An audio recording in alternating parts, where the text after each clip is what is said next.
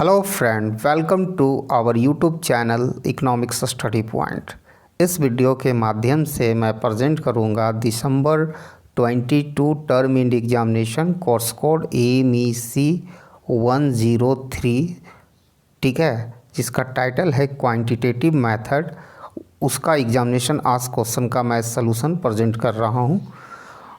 और ये क्वेश्चन आप देख सकते हैं, मैक्स करना है जो कंज्यूमर का utility preference u is the function of x1 x2, जो दिया गया कंज्यूमर का प्रेफरेंस को x1 by x1 by 1 plus x1 and x2 by 1 plus x2 के रूप में प्रेजेंट किया गया। इसके बाद आप देख सकते हैं कि यहाँ जो subject to x1 greater than equal to 0, x2 greater than equal to 0, इसका मतलब है कंज्यूमर या तो 0 अमाउंट के बराबर गुड्स, दोनों गुड्स का कंज्यूम करता है या तो 0 से ज़्यादा अमाउंट करता है।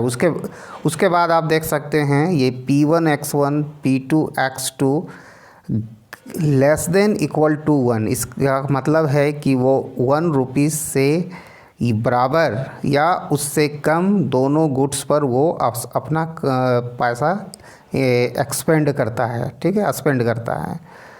तो ये यहाँ पर ये क्वेश्चंस है, ठीक है, मैक्स करना है, वेरीफाई करना है कि indifference curve are downward sloping, ठीक है, downward sloping indifference curve downward sloping और कन्वेक्स है और दे कट टू एक्सिस, ठीक है। तो वीडियो में आगे बढ़ने से पहले आप लोगों से हमारा काइंडली रिक्वेस्ट है कि अगर आप हमारे चैनल में पहली बार आए हैं तो प्लीज़ सब्सक्राइब करें, लाइक दें, शेयर करें ज़्यादा से ज़्यादा लोगों के बीच।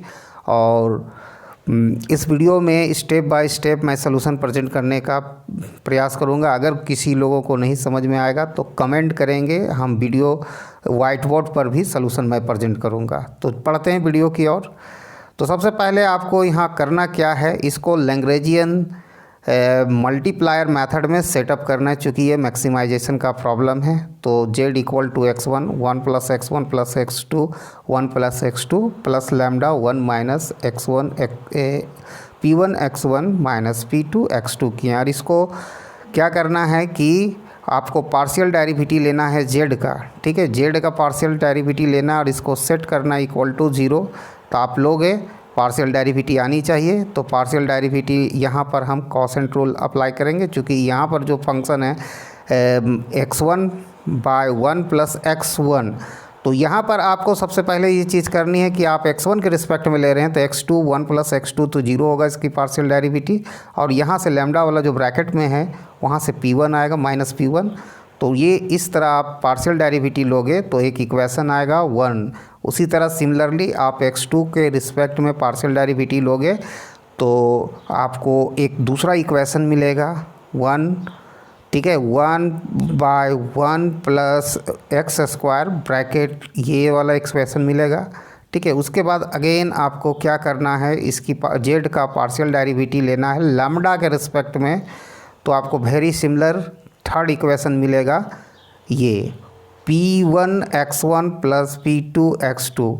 अब जैसा कि लैग्रेंजियन मेथड में हम लोगों को सिखाया जाता है कि डिवाइड करना है पहला इक्वेशन को दूसरा इक्वेशन को, तो पहला इक्वेशन को मैंने दूसरा इक्वेशन से डिवाइड किया तो ये टर्म आया। और जो वो टर्म जो आया हम लोग जानते हैं कि ये 1 plus x2 square by 1 plus x1 square ये किसके बराबर है, रेशियो ऑफ प्राइसेस, यानी marginal utility of ratio of marginal utility of goods x1 x2 respectively is equal to ratio of their prices, ठीक है।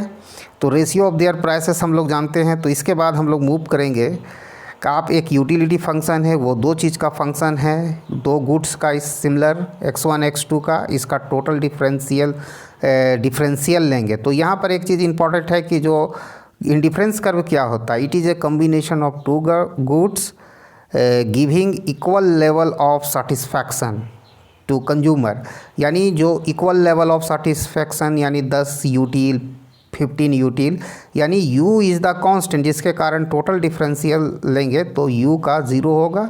उसके बाद इसको हम सॉल्व करेंगे, ठीक है। तो यहाँ पर टोटल डिफरेंशियल लिए f(x1) जो partial derivative of u with respect to x1 है और f2 क्या है, partial derivative of z u with respect to x2। ठीक है, तो ये टर्म को इधर हम शिफ्ट करेंगे, माइनस बन जाएगा f(x2) dx2 equal to f(x1) dx1। अब उसके बाद यहाँ पर आप देखिए ये किसके बराबर आ गया, यहाँ देखने की चीज़ है, तो ये किसके बराबर आ गया, partial derivative ratio of partial derivative of goods x1 and x2 respectively, जो मार्जिनल यूटिलिटी ऑफ गुड्स है, तो इसको इसके बराबर हम मार्जिनल यूटिलिटी ऑफ, जैसा कि हम निकाले थे पहला इक्वेशन को दूसरा इक्वेशन से डिवाइड करके, तो ये आराम से हमारा निकल गया था। अब ये चीज़ हमारे पास जब आ गया, ये इसके बराबर है, तो यानी दोनों ये हम इस तरह लिख सकते हैं, minus dx2 by dx1, this is the slope of indifference curve is equal to marginal utility of goods x and x1 x2 respectively. अब दोनों साइड माइनस से मल्टीप्लाई करेंगे तो इस साइड पॉजिटिव हो जाएगा, यहाँ पॉजिटिव आया है, इस साइड माइनस में आ जाएगा, तो माइनस साइन ये इंडिकेट कर रहा है it is A indifference curve और डाउनवर्ड स्लोपिंग। पहला काम हो गया। दूसरा क्या काम करना है, इसी को डाउनवर्ड स्लोपिंग है, तो इसको अब हम जो ये इक्वेशन जो हमारा आया जो डाउनवर्ड स्लोपिंग का, उसी का सेकेंड ऑर्डर डेरिवेटिव लेंगे, किसके रिस्पेक्ट में लेंगे, ये इंपॉर्टेंट है, x1 के रिस्पेक्ट में लेंगे, x1 के रिस्पेक्ट में लेंगे।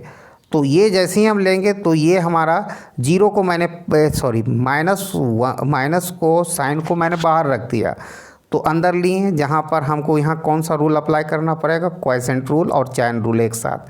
तो डेरिवेटिव ऑफ फर्स्ट फंक्शन लिए तो x1 के रिस्पेक्ट में ले रहे हैं, लेकिन x2 यहाँ पर है, जीरो आ गया, फिर फर्स्ट फंक्शन से गुना किए, फिर सेकेंड फंक्शन का डेरिवेटिव लिए और इनटू द फर्स्ट फंक्शन, तो ये हमारा टर्म आ गया।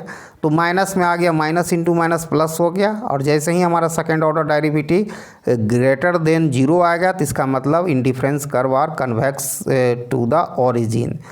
उसके बाद नेक्स्ट जो स्टेप है, उसके बाद मार्जिनल यूटिलिटी हम निकालें, जो रेशियो ऑफ प्राइसेस होता है, ratio of marginal utility of goods x1 x2 respectively, it is equal to ratio of their prices, you can see here. तो यहाँ पर आपको क्या करना है, जो इम्पॉर्टेंट चीज़ है आपको मैं बता रहा हूँ, इसको क्रॉस मल्टीप्लाइकेशन करेंगे, ठीक है, इसको फिर सॉल्व करेंगे x2 के लिए, तो x2 का ये वैल्यू आया।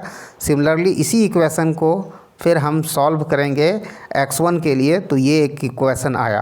अब सब्स्टिट्यूट करेंगे value of x2 in equation 3 में, जो हमने लैग्रेंजियन मेथड में जब z का हम पार्शियल डेरिवेटिव लिए थे लैम्डा के रिस्पेक्ट में, यहाँ पर पुट करेंगे, इसको सॉल्व करेंगे, ठीक है, यहाँ पर हम सॉल्व करेंगे x1 के लिए, तो ये मार्शलियन डिमांड फंक्शन फॉर गुड्स हमारा निकल के आएगा, मार्शलियन डिमांड फंक्शन फॉर गुड्स हमारा x1 का निकल के आएगा। सिमिलरली अगर हम इसी चीज़ को मतलब x1 का वैल्यू हम बजट कंस्ट्रेंट यानी इक्वेशन थर्ड में पुट करेंगे, तो हमारा गुड्स 2 का मार्शलियन डिमांड फंक्शन निकल के आएगा।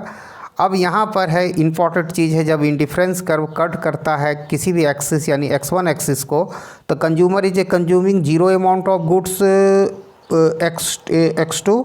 तो यहाँ पर हमने किया है, देखिए यहाँ इक्वेशन है, जीरो अमाउंट गुड्स x2 किए हैं, ये देख सकते हैं, और बाकी जो मार्शलियन डिमांड फंक्शन से आप amount of goods x1 x2 मतलब x1 निकाले थे, ठीक है, जो हमारा मार्शलियन डिमांड फंक्शन आया x1 का, तो उसका वैल्यू पुट किए हैं। तो इसका क्लियर यहाँ मीनिंग्स है, ये जीरो हो जाएगा ये टर्म, और इसको सॉल्व करके 1 equal to p1 to the power half bracket 2 minus, ठीक है, यहाँ पर हम बात कर रहे हैं, एक सेकेंड, यहाँ पर हम बात कर रहे हैं p1 to the power half bracket 2 minus p1 to the power half p2 to the power half divided by bracket करना है p1 half plus p2 half. तो ये यहाँ तक सॉल्व करके लाएं, यानी कंज्यूमर अपना इंटायर इनकम गुड्स x1 पर खर्च कर रहा है, इसका मीनिंग हुआ। और सिमिलरली अगर y एक्सेस हम यहाँ लिख दिए, लेकिन x2 एक्सेस का अगर वो कंज्यूमर थी इंडिफरेंस कर्व क्या कहते हैं टच करेगा या कट करेगा तो consumer zero amount of x1 होगा। तो अगर यहाँ x1 में जीरो कर दिए, जो Marshallian demand function for goods x2 निकाले उसका भर दिए, यहाँ वैल्यू सब्स्टिट्यूट कर दिए। अब वो वैल्यू इसको सॉल्व करके थोड़ा सा सिंप्लीफाई करके 1 यानी इंटायर अपना इनकम किस पर खर्च कर रहा है, गुड्स x2 पर। जब x2 एक्सिस को वो क्या करते हैं इंडिफरेंस कर्व कट करेगा। तो अगर आप लोगों को ये इस फॉर्मेट में वीडियो समझ में आया तो ठीक है। अगर ये उन लोगों को काफ़ी अच्छा समझ में आया होगा जिनको पार्शियल डेरिवेटिव, चैन रूल वगैरह सबसे अच्छा वर्किंग हो बने नॉलेज होंगे, अवेयर होंगे, या उन लोगों को जो मार्शलियन डिमांड फंक्शन वगैरह का डेरिवेशन करने में एक्सपर्ट होंगे तो उनको आसानी से होगा। अगर आपको नहीं समझ में आया तो मैं इस 2 पार्ट में वीडियो बनाऊंगा, लेकिन इसके लिए आपको कमेंट करना पड़ेगा, और जब आप कमेंट करेंगे तो कमेंट के अनुसार मैं वीडियो प्रेजेंट करूंगा व्हाइट बोर्ड पर। Thanks for watching my video till and. जय हिंद।